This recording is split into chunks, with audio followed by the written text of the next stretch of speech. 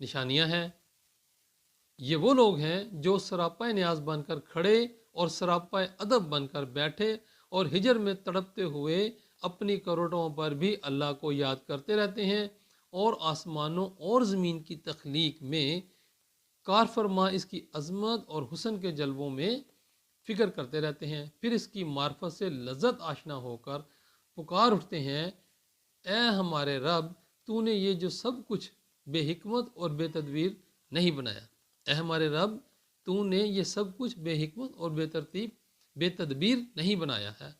تو سب کوتاہیوں اور مجبوریوں سے تو پاک ہے، تو سب کوتاہیوں اور مجبوریوں سے پاک ہے، پس ہمیں دوزخ کے عذاب سے بچا لے۔ اے ہمارے رب، بے شک تو جسے دوزخ میں ڈال دے تو نے اسے واقعتاً رسوا کر دیا، اور ظالموں کے لیے کوئی مددگار نہیں ہے۔ اے ہمارے